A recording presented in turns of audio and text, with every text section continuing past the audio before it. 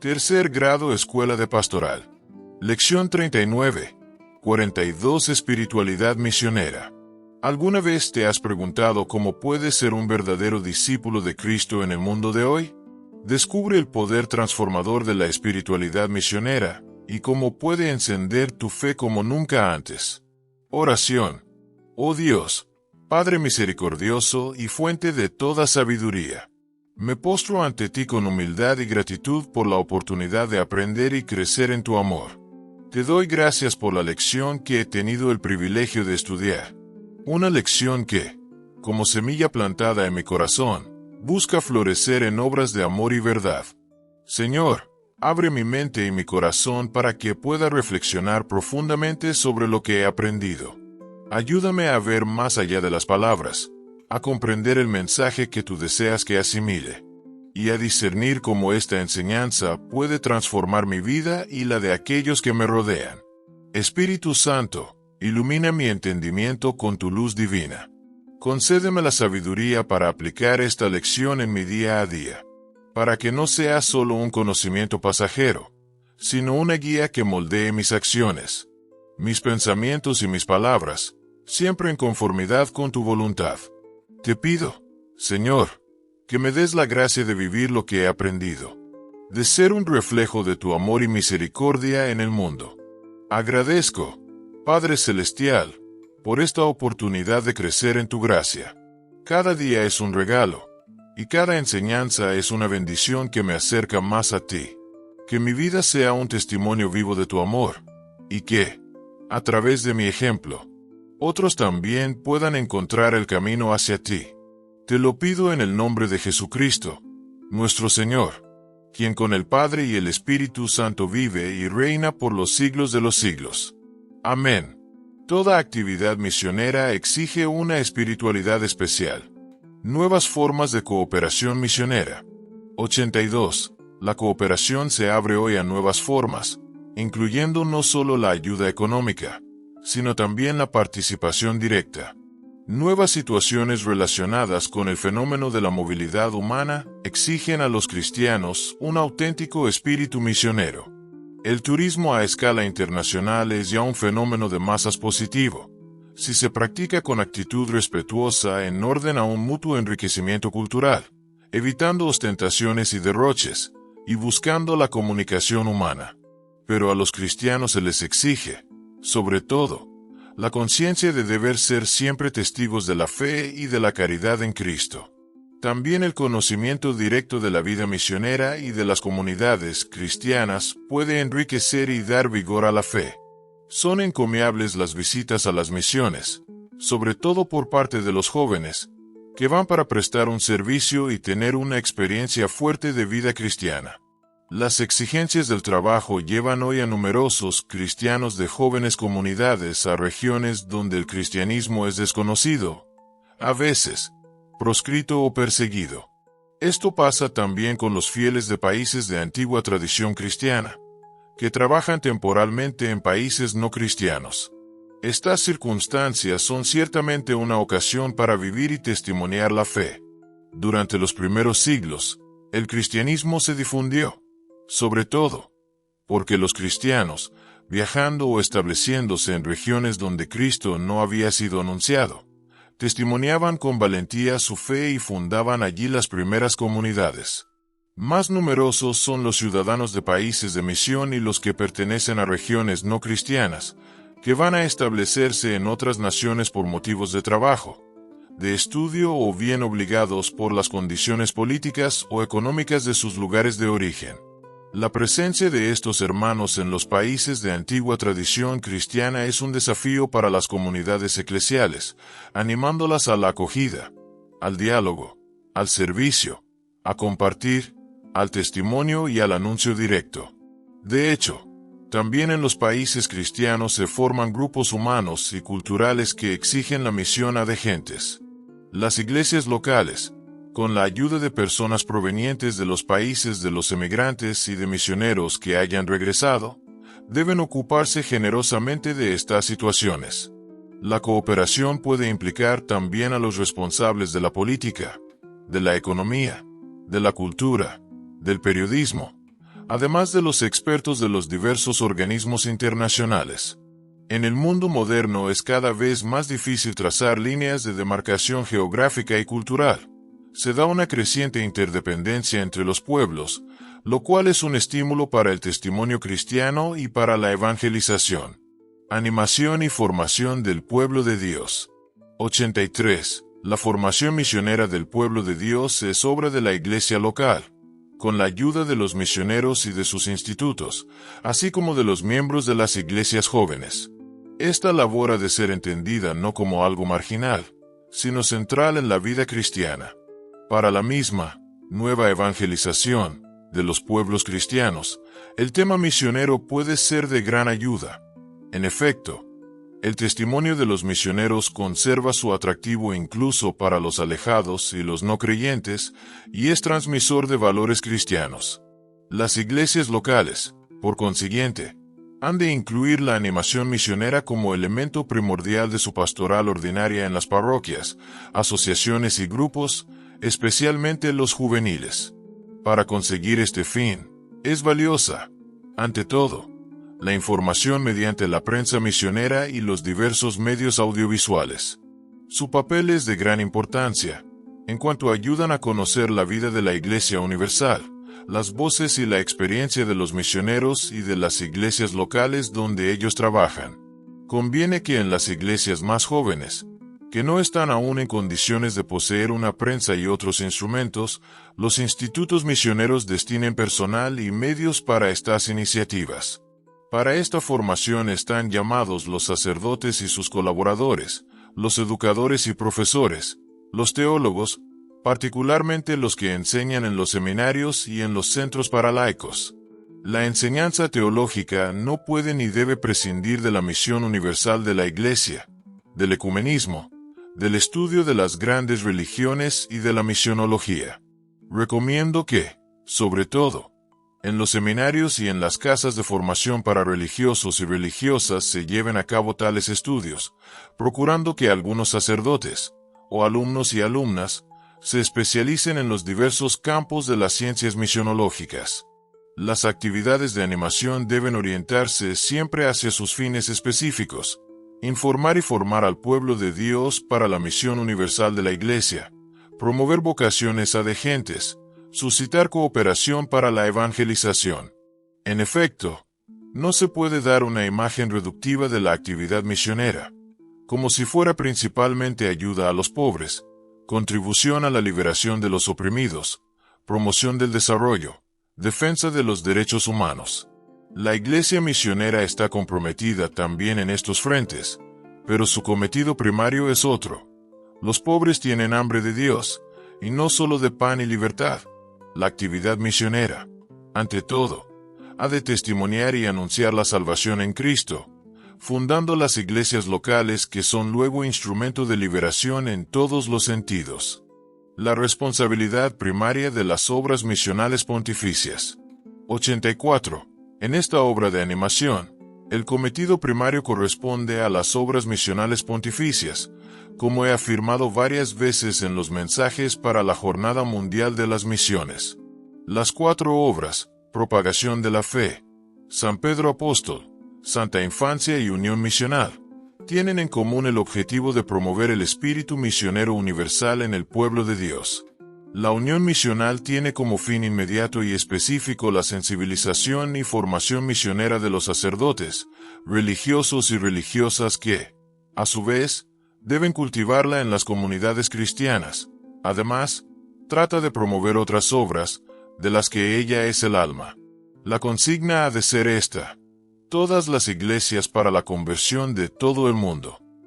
Estas obras, por ser del Papa y del Colegio Episcopal, incluso en el ámbito de las iglesias particulares, deben ocupar con todo derecho el primer lugar, pues son medios para difundir entre los católicos, desde la infancia, el sentido verdaderamente universal y misionero, y para estimular la recogida eficaz de subsidios en favor de todas las misiones, según las necesidades de cada una. Otro objetivo de las obras misionales es suscitar vocaciones adegentes y de por vida, tanto en las iglesias antiguas como en las más jóvenes. Recomiendo vivamente que se oriente cada vez más a este fin su servicio de animación. En el ejercicio de sus actividades, estas obras dependen, a nivel universal, de la Congregación para la Evangelización de los Pueblos, a nivel local, de las conferencias episcopales y de los obispos en cada iglesia particular, colaborando con los centros de animación existentes. Ellas llevan al mundo católico el espíritu de universalidad y de servicio a la misión, sin el cual no existe auténtica cooperación. No solo dar a la misión, sino también recibir. 85. Cooperar con las misiones quiere decir no solo dar, sino también saber recibir. Todas las iglesias particulares, jóvenes o antiguas, están llamadas a dar y a recibir en favor de la misión universal y ninguna deberá encerrarse en sí misma. En virtud de esta catolicidad, dice el concilio, cada una de las partes colabora con sus dones propios con las restantes partes y con toda la iglesia, de tal modo que el todo y cada una de las partes aumenten a causa de todos los que mutuamente se comunican y tienden a la plenitud en la unidad. De aquí se derivan, entre las diversas partes de la iglesia, unos vínculos de íntima comunión en lo que respecta a riquezas espirituales, obreros apostólicos y ayudas temporales. Exhorto a todas las iglesias, a los pastores, sacerdotes, religiosos y fieles a abrirse a la universalidad de la Iglesia, evitando cualquier forma de particularismo, exclusivismo o sentimiento de autosuficiencia. Las iglesias locales, aunque arraigadas en su pueblo y en su cultura, sin embargo, deben mantener concretamente este sentido universal de la fe, es decir, dando y recibiendo de las otras iglesias dones espirituales, experiencias pastorales del primer anuncio y de evangelización, personal apostólico y medios materiales. En efecto, la tendencia a cerrarse puede ser fuerte. Las iglesias antiguas, comprometidas en la nueva evangelización, piensan que la misión han de realizarla en su propia casa, y corren el riesgo de frenar el impulso hacia el mundo no cristiano, concediendo no de buena gana las vocaciones a los institutos misioneros, a las congregaciones religiosas y a las demás iglesias. Sin embargo, es dando generosamente de lo nuestro como recibiremos, y ya hoy las iglesias jóvenes, no pocas de las cuales experimentan un prodigioso florecimiento de vocaciones, son capaces de enviar sacerdotes, religiosos y religiosas a las antiguas. Por otra parte, estas iglesias jóvenes sienten el problema de la propia identidad, de la inculturación, de la libertad de crecer sin influencias externas, con la posible consecuencia de cerrar las puertas a los misioneros. A estas iglesias les digo, lejos de aislaros, acoged abiertamente a misioneros y medios de las otras iglesias y enviadlos también vosotras mismas al mundo. Precisamente por los problemas que os angustian, tenéis necesidad de manteneros en continua comunicación con los hermanos y hermanas en la fe. Haced valer por todos los medios legítimos las libertades a las que tenéis derecho, acordándoos de que los discípulos de Cristo tienen el deber de obedecer a Dios antes que a los hombres. Hechos 5:29. Dios prepara una nueva primavera del Evangelio. 86. Si se mira superficialmente a nuestro mundo, impresionan no pocos hechos negativos que pueden llevar al pesimismo. Mas este es un sentimiento injustificado. Tenemos fe en Dios Padre y Señor, en su bondad y misericordia. En la proximidad del tercer milenio de la redención, Dios está preparando una gran primavera cristiana, de la que ya se vislumbra su comienzo. En efecto, tanto en el mundo no cristiano como en el de antigua tradición cristiana, existe un progresivo acercamiento de los pueblos a los ideales y a los valores evangélicos, que la Iglesia se esfuerza en favorecer. Hoy se manifiesta una nueva convergencia de los pueblos hacia estos valores: el rechazo de la violencia y de la guerra, el respeto de la persona humana y de sus derechos, el deseo de libertad, de justicia y de fraternidad, la tendencia a superar los racismos y nacionalismos, el afianzamiento de la dignidad y la valoración de la mujer. La esperanza cristiana nos sostiene en nuestro compromiso a fondo para la nueva evangelización y para la misión universal, y nos lleva a pedir, como Jesús nos ha enseñado: venga tu reino, Hágase tu voluntad en la tierra como en el cielo. Mateo 6:10. Los hombres que esperan a Cristo son todavía un número inmenso. Los ámbitos humanos y culturales, que aún no han recibido el anuncio evangélico o en los cuales la Iglesia está escasamente presente, son tan vastos, que requieren la unidad de todas las fuerzas. Al prepararse a celebrar el jubileo del año 2000, toda la Iglesia está comprometida todavía más en el nuevo adviento misionero. Hemos de fomentar en nosotros el afán apostólico por transmitir a los demás la luz y la gloria de la fe. Y para este ideal debemos educar a todo el pueblo de Dios. No podemos permanecer tranquilos si pensamos en los millones de hermanos y hermanas nuestros, redimidos también por la sangre de Cristo, que viven sin conocer el amor de Dios. Para el creyente, en singular, lo mismo que para toda la Iglesia, la causa misionera debe ser la primera, porque concierne al destino eterno de los hombres y responde al designio misterioso y misericordioso de Dios. Capítulo 8. Espiritualidad misionera. 87. La actividad misionera exige una espiritualidad específica, que concierne particularmente a quienes Dios ha llamado a ser misioneros. Dejarse guiar por el Espíritu. Esta espiritualidad se expresa, ante todo, viviendo con plena docilidad al Espíritu. Ella compromete a dejarse plasmar interiormente por Él, para hacerse cada vez más semejantes a Cristo. No se puede dar testimonio de Cristo sin reflejar su imagen, la cual se hace viva en nosotros por la gracia y por obra del Espíritu. La docilidad al Espíritu compromete, además, a acoger los dones de fortaleza y discernimiento, que son rasgos esenciales de la espiritualidad misionera. Es emblemático el caso de los apóstoles, quienes, durante la vida pública del Maestro, no obstante su amor por él y la generosidad de la respuesta a su llamada, se mostraron incapaces de comprender sus palabras y fueron reacios a seguirle en el camino del sufrimiento y de la humillación. El Espíritu los transformará en testigos valientes de Cristo y preclaros anunciadores de su palabra. Será el Espíritu quien los conducirá por los caminos arduos y nuevos de la misión, siguiendo sus decisiones. También la misión sigue siendo difícil y compleja como en el pasado y exige igualmente la valentía y la luz del Espíritu. Vivimos frecuentemente el drama de la primera comunidad cristiana, que veía cómo fuerzas incrédulas y hostiles se aliaban contra el Señor y contra su ungido. Hechos 4:26. Como entonces, hoy conviene orar para que Dios nos conceda la libertad de proclamar el Evangelio. Conviene escrutar las vías misteriosas del Espíritu y dejarse guiar por él hasta la verdad completa. Cf. Juan 16:13.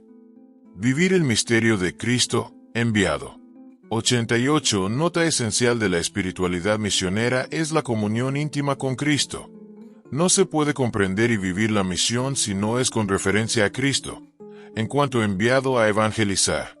Pablo describe sus actitudes.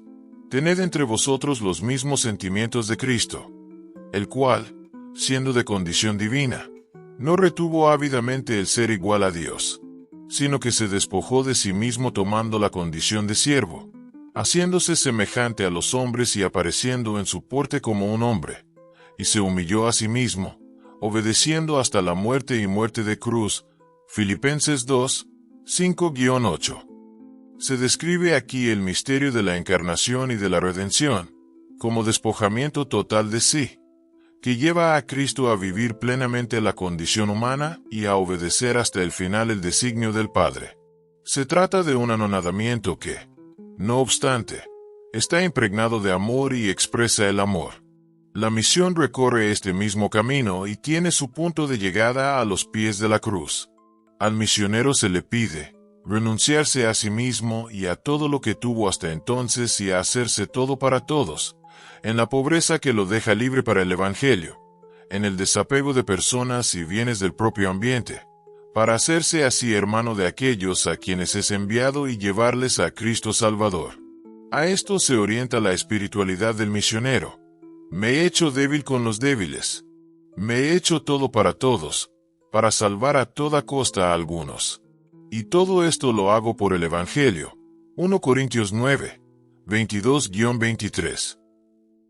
Precisamente porque es enviado, el misionero experimenta la presencia consoladora de Cristo, que lo acompaña en todo momento de su vida. No tengas miedo, porque yo estoy contigo. Hechos 18, 9-10. Cristo lo espera en el corazón de cada hombre. Amar a la iglesia y a los hombres como Jesús los ha amado. 89. La espiritualidad misionera se caracteriza, además, por la caridad apostólica, la de Cristo que vino, para reunir en uno a los hijos de Dios que estaban dispersos. Juan 11:52. Cristo, buen pastor, que conoce sus ovejas, las busca y ofrece su vida por ellas. Cf. Juan 10. Quien tiene espíritu misionero siente el ardor de Cristo por las almas y ama a la iglesia, como Cristo.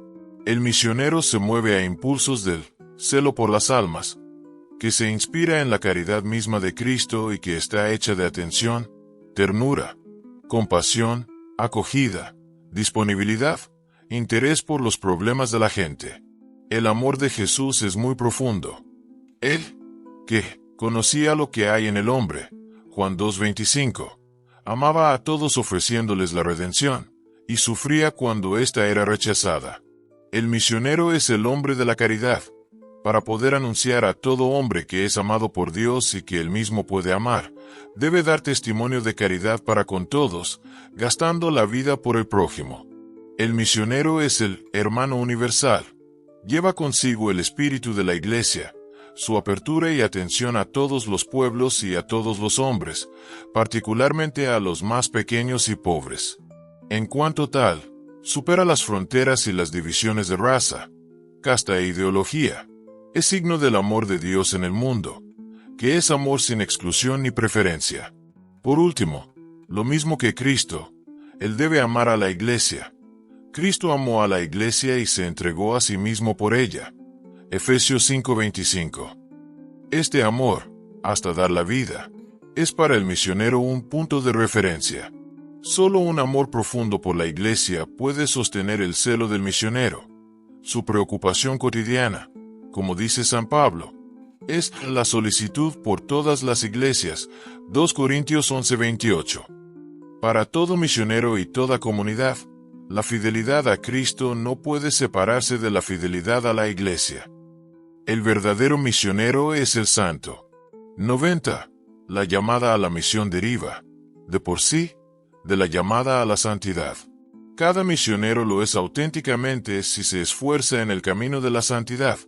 La santidad es un presupuesto fundamental y una condición insustituible para realizar la misión salvífica de la Iglesia. La vocación universal a la santidad está estrechamente unida a la vocación universal a la misión. Todo fiel está llamado a la santidad y a la misión. Esta ha sido la ferviente voluntad del concilio al desear, con la claridad de Cristo, que resplandece sobre la faz de la Iglesia, iluminar a todos los hombres, anunciando el Evangelio a toda criatura. La espiritualidad misionera de la Iglesia es un camino hacia la santidad. El renovado impulso hacia la misión a de gentes exige misioneros santos. No basta renovar los métodos pastorales, ni organizar y coordinar mejor las fuerzas eclesiales, ni explorar con mayor agudeza los fundamentos bíblicos y teológicos de la fe. Es necesario suscitar un nuevo anhelo de santidad entre los misioneros y en toda la comunidad cristiana, particularmente entre aquellos que son los colaboradores más íntimos de los misioneros. Pensemos, queridos hermanos y hermanas, en el empuje misionero de las primeras comunidades cristianas. A pesar de la escasez de medios de transporte y de comunicación de entonces, el anuncio evangélico llegó en breve tiempo a los confines del mundo. Y se trataba de la religión de un hombre muerto en cruz, escándalo para los judíos, necedad para los gentiles. 1 Corintios 1:23. En la base de este dinamismo misionero estaba la santidad de los primeros cristianos y de las primeras comunidades. 91. Me dirijo, por tanto, a los bautizados de las comunidades jóvenes y de las iglesias jóvenes. Hoy sois vosotros la esperanza de nuestra iglesia, que tiene 2000 años, siendo jóvenes en la fe. Debéis ser como los primeros cristianos e irradiar entusiasmo y valentía, con generosa entrega a Dios y al prójimo. En una palabra, debéis tomar el camino de la santidad. Solo de esta manera podréis ser signos de Dios en el mundo y revivir en vuestros países la epopeya misionera de la iglesia primitiva. Y seréis también fermento de espíritu misionero para las iglesias más antiguas. Por su parte, los misioneros reflexionen sobre el deber de ser santos, que el don de la vocación les pide, renovando constantemente su espíritu y actualizando también su formación doctrinal y pastoral. El misionero ha de ser un contemplativo en acción. Él halla respuesta a los problemas a la luz de la palabra de Dios y con la oración personal y comunitaria. El contacto con los representantes de las tradiciones espirituales no cristianas, en particular las de Asia, me ha corroborado que el futuro de la misión depende en gran parte de la contemplación. El misionero, si no es contemplativo, no puede anunciar a Cristo de modo creíble. El misionero es un testigo de la experiencia de Dios y debe poder decir como los apóstoles, lo que contemplamos acerca de la palabra de vida, os lo anunciamos, 1 Juan 1:3. El misionero es el hombre de las bienaventuranzas. Jesús instruye a los 12, antes de mandarlos a evangelizar, indicándoles los caminos de la misión: pobreza, mansedumbre, aceptación de los sufrimientos y persecuciones, deseo de justicia y de paz, caridad. Es decir, les indica precisamente las bienaventuranzas, practicadas en la vida apostólica. Cf. Mateo 5:1-12. Viviendo las bienaventuranzas, el misionero experimenta y demuestra concretamente que el reino de Dios ya ha venido y que Él lo ha acogido. La característica de toda vida misionera auténtica es la alegría interior, que viene de la fe. En un mundo angustiado y oprimido por tantos problemas, que tiende al pesimismo, el anunciador de la buena nueva ha de ser un hombre que ha encontrado en Cristo la verdadera esperanza. Conclusión. 92. Nunca como hoy la Iglesia ha tenido la oportunidad de hacer llegar el Evangelio, con el testimonio y la palabra, a todos los hombres y a todos los pueblos.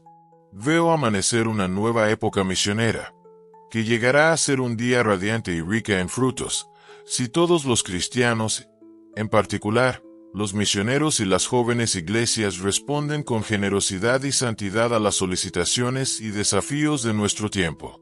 Como los apóstoles después de la ascensión de Cristo, la iglesia debe reunirse en el cenáculo con María, la Madre de Jesús, Hechos 1:14, para implorar el Espíritu y obtener fuerza y valor para cumplir el mandato misionero. También nosotros, mucho más que los apóstoles, tenemos necesidad de ser transformados y guiados por el Espíritu. En vísperas del tercer milenio, toda la Iglesia es invitada a vivir más profundamente el misterio de Cristo, colaborando con gratitud en la obra de la salvación. Esto lo hace con María y como María, su madre y modelo. Es ella, María, el ejemplo de aquel amor maternal que es necesario que estén animados todos aquellos que, en la misión apostólica de la Iglesia, cooperan a la regeneración de los hombres. Por esto, la Iglesia, confortada por la presencia de Cristo, camina en el tiempo hacia la consumación de los siglos y va al encuentro del Señor que llega. Pero en este camino, procede recorriendo de nuevo el itinerario realizado por la Virgen María. A la mediación de María, orientada plenamente hacia Cristo y encaminada a la revelación de su poder salvífico, confío la Iglesia, en particular, aquellos que se dedican a cumplir el mandato misionero en el mundo de hoy. Como Cristo envió a sus apóstoles en el nombre del Padre y del Hijo y del Espíritu Santo, así, mientras renuevo el mismo mandato, imparto a todos vosotros la bendición apostólica, en el nombre de la Santísima Trinidad. Amén. Dado en Roma, junto a San Pedro, el día 7 de diciembre, 25 aniversario del Decreto Conciliar ad Gentes, del año 1990, 13º de mi pontificado. Tercer grado, Escuela de Pastoral, Lección 39, fin.